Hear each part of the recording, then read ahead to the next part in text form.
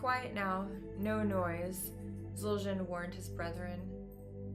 They had made their way quickly through the trees, deep into Quel'Thalas, but now his sharp nose warned him that elves were somewhere nearby.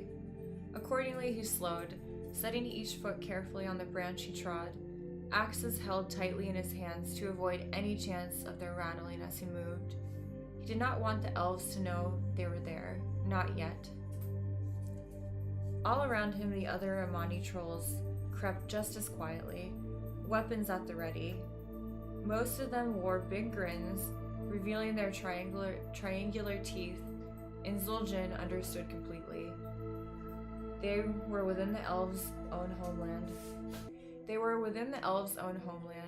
Preparing to attack them in the one place they assumed themselves safe. He could almost taste the anticipation. The elves had plagued them far too long, ever since the pale-skinned, pointy-eared interlopers had first appeared thousands of years ago, stealing territories from the vast Amani Empire. They had claimed mastery of the land's forests, as if they could match a troll for speed, stealth, and dexterity. But the elves had several strong advantages. The greatest of this had been their accursed magic. The trolls had never encountered such magic before, and had they not a way to counter the elves' mystical attacks or breach their arcane defenses? Fortunately, the trolls had significantly outnumbered them and could overwhelm the hated elves by sheer numbers. And then the elves had allied with the humans. Together, the two pale races had shattered the Amani Empire.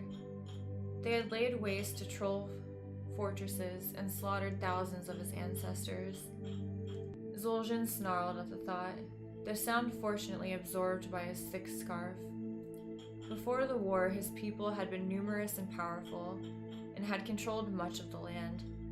Afterward, they had been scattered, a shadow of their former selves, and never possessed the sheer numbers to reclaim their stolen heritage. Until now. The Horde had promised them vengeance, and Zul'jin believed them. The orc leader, Doomhammer, had honor about him, the honor of a strong leader secure in his power. He would not play Zul'jin false, and he had vowed to help them restore the Amani Empire. Already, Zul'jin had started that task. He was the first forest troll since those terrible wars to reunite the tribes. One by one, he had challenged the other tribe leaders and defeated them, whether at combat or at racing or at some other task, and all had bowed before him, pledging themselves and their tribes to his rule. The forest trolls were a single people once more, and with the Horde's help, they would wipe the world clean of humans and elves alike, and rule the forest once more. The orcs showed no interest in trees, and Zul'jin suspected they would occupy the valleys and plains of the world. Let them. All he wanted was the woods. But first they had to take them from the elves, and that would be a pleasure. Even now his nose twitched, warning him they were close. Zul'jin halted, raising one hand to signal a stop, and felt more than heard his brethren pausing as well. He peered down through the leaves, his sharp eyes piercing the gloom easily, and waited.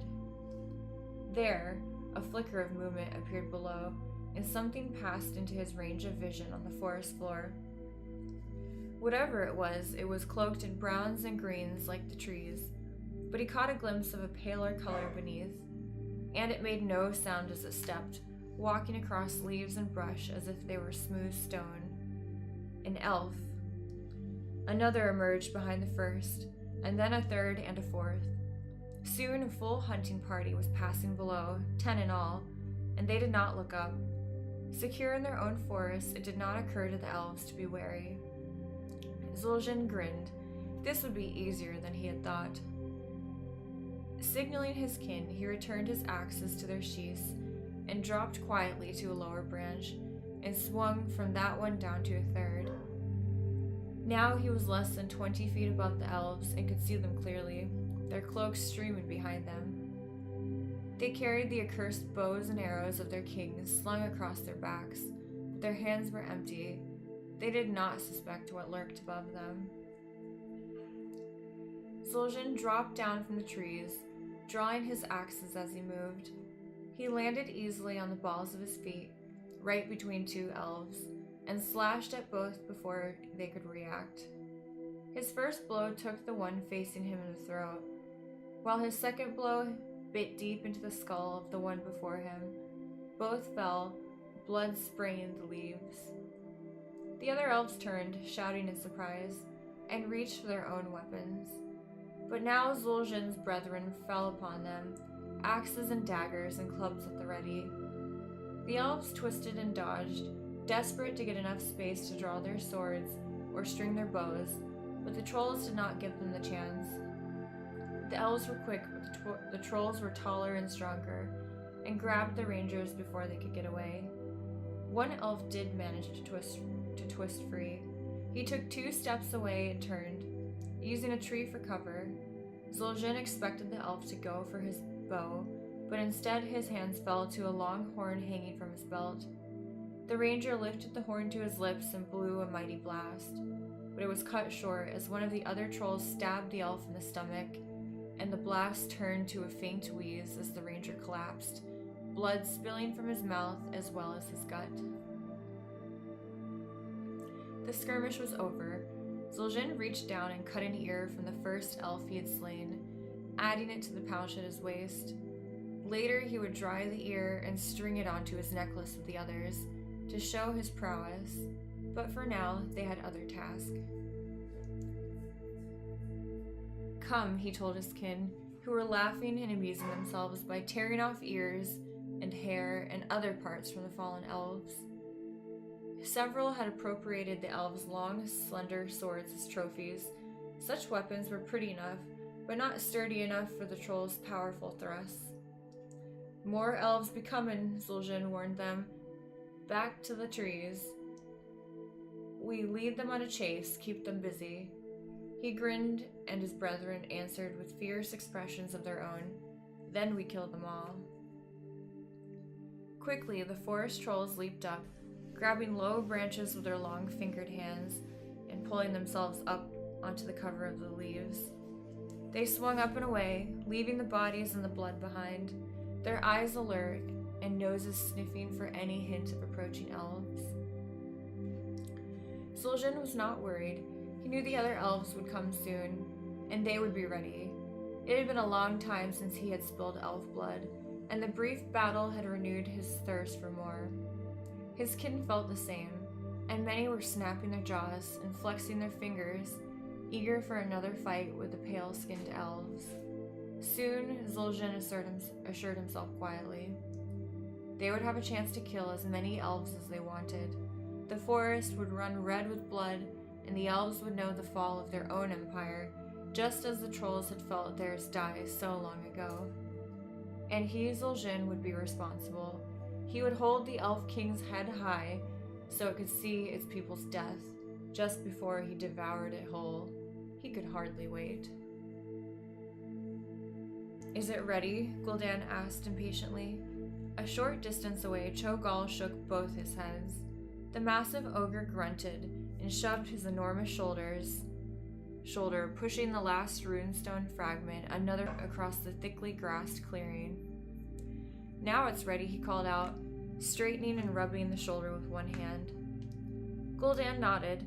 It had taken them several hours to dig out a single runestone, shatter the monolith into several still enormous pieces, and carry 5 of them here to this clearing, and then several more hours to position the stones just right and inscribe the circle and the pentagram between them. Fortunately, Doomhammer had given them use of several regular ogres for the labor, and Cho'Gall was able to communicate with his stupid, one-headed kin more easily than any orc could. The runestone fragments were large and dense, but 2 ogres could lift them, whereas it would have taken a dozen orcs just to bunch one. Gul'dan wondered idly how the elves had gotten the original unbroken stones to their locations in the first place. Most likely magic, or perhaps they had used slave labor as well. The forest trolls were nearly as powerful as the ogres, and far smarter, so they would have been able to follow more detailed instructions. At least the stones were in place now. Gul'dan gestured, and 3 other orc warlocks took their places beside 3 of the runestone pieces. It was a good thing Doomhammer had not killed all of them, or this ritual would have not stood even a chance of working. As it was, Gul'dan thought it would succeed, but he was not completely sure. Still, if it failed, he was fairly certain he would survive unscathed. He nodded to Cho'Gall, who called out to the ogres clustered off to one side. After a moment of jostling and pushing and grunting, one of them stepped forward. Cho'Gall barked a command, and the ogre, shrugging, slouched into the space between the stones. It stood at the center of the pentagram and waited, motionless. One good thing about ogres was that they could stand still when required. Indeed, when not given an order and not looking for food, ogres could stand for hours, as motionless as statues. Gul'dan had often wondered if they had somehow evolved from rocks. It would explain their dense hides, as well as their utter stupidity. Returning his mind to the task at hand, Gul'dan raised his arms and called forth the dark energies his demon masters had granted him back on Draenor. The energy crackled about him, and he fed it into the runestone fragment directly before him. Cho'Gall had taken the final place, and he and the other warlocks added their magic as well, each powering a single stone. When all 5 stones hummed with power, almost vibrating from the energies they contained, Gul'dan spoke a short incantation and concentrated. More energy arced from his fingertips into his runestone, but this time the energy then flickered through the stone and onto the nearest stone on the left. Nor did the energy stop there. It passed to the next stone, and then to the next, and then the next, and finally back to his, linking all 5 in an array of dancing, bristling magic. The air itself seemed to darken above the altar, and it felt thick with energy, the way the sky did right before a massive storm. The ogre stood unmoving, though Gul'dan thought he saw a glimmer of fear in his eyes. Oh good, Cho'Gall had picked a smart one. Now that the stones had power, Gul'dan turned the energy toward their center, and toward the towering figure standing there. Bolts of dark energy shot from his stone and struck the ogre full in the chest, surrounding it with a blazing dark aura. The other runestone fragments lent their strength, and the ogre almost disappeared within the dark glow that filled the space between the stones. More energy danced within that sphere, somehow feeding on itself, and now they could make out only the faintest hint of the ogre's outline. Gul'dan was sure he could feel his arms trembling from fatigue and magical drain, but excitement kept him quivering with energy. After a few minutes, the shadowy glow began to fade. Slowly it dimmed, and the figure within stood out in greater detail. Still the ogre towered above them all, except Cho'Gall, but something about the creature had changed. Gul'dan waited impatiently for the glow to dissipate enough for him to see into the sphere. Finally it did so, winking out completely in an instant, and Gul'dan had his first real look at the creatures his altar of storms had created. It was still clearly an ogre, though even larger than before, and somehow its proportions had shifted. Its arms were not quite as long, its legs not quite so bowed, and it held itself different, more alert. And of course, there were 2 heads. Back on Draenor, 2-headed ogres were incredibly rare. They were bigger and stronger than their kin, and more coordinated. They were venerated, and Cho'Gall was the first seen in generations. Even more rare, he had proven intelligent enough to become a mage. Gul'dan had found the 2-headed ogre when he was still young, and had trained him carefully. Cho'Gall had proven a valuable assistant, and a powerful warlock in his own right, and still remained with Gul'dan to this day, and now it seemed Cho'Gall was not alone. "What am I?" it demanded, one head speaking while the other looked around. Its language skill was far greater than a normal ogre's as well. "You are an ogre," Gul'dan replied. "Perhaps an ogre mage." "An ogre mage?" the new ogre's head asked. "What does that mean?" Gul'dan found himself explaining about magi and warlocks and shaman and other workers of magic. "Am I one of these?" the new ogre asked. "Possibly." Gul'dan's eyes narrowed. "There is a simple test." He stooped and lifted a single leaf from the ground, handing it to the two-headed creature. "Take this."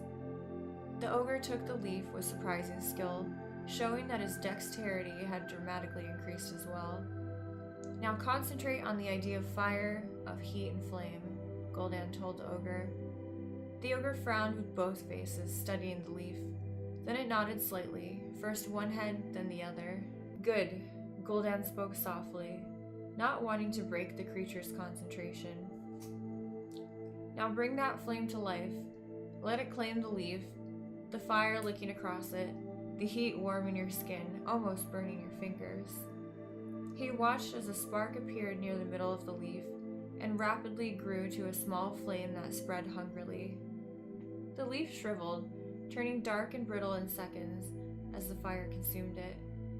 The breeze carried it away, and the ogre glanced up, meeting Gul'dan's eyes with both its own pairs, its double gaze bright. "I am an ogre mage then, yes?" It sounded pleased. One head grinned. The other smiled slightly, though it seemed puzzled. "Yes," Gul'dan agreed, also pleased. "You are one of us." "What does that mean, one of us?" the creature asked next, its less exuberant head frowning. "What do I do with this gift?" Gul'dan explained about the Horde. He also told the ogre about the need to conquer here, and about the other races they had already faced in their quest.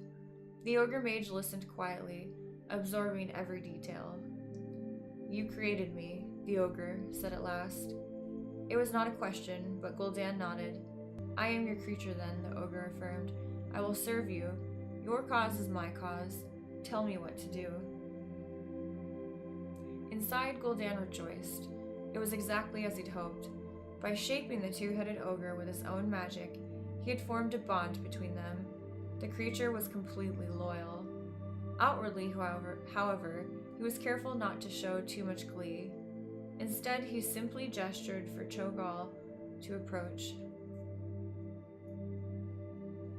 "This is Cho'Gall," explained Gul'dan. "He, like you, is a trusted assistant and an ogre mage. He will explain what we are doing here, and he will give you a name of your own." The new ogre bowed its heads. "Thank you, master." The more somber head said before the creature followed Cho'Gall away. Gul'dan knew his assistant would set the new ogre mage to work, powering the altar again, and with each use they would gain another two-headed ogre. He knew he could not expect most of them to be ogre magi. That was too much to hope for, but if even 1 in 10 possessed the necessary intelligence, he would be able to assemble a second altar and power that one as well. Gul'dan chuckled. He would transform every ogre in the Horde if Doomhammer did not stop him. And why would he? As far as Doomhammer knew, he was getting bigger, stronger warriors. The warchief would never suspect that these new creatures were completely loyal to Gul'dan and not him. And Gul'dan would make sure his new servants did not reveal their true loyalties too soon. Only when the time was right. And then Doomhammer would discover there was a new faction within the Horde, one he could not so easily destroy or cast away. Gul'dan laughed again and turned away. Cho'Gall would handle the rest of the process here. He had other tasks to oversee, ones that would later lead to his finally claiming the power that lay waiting for him elsewhere.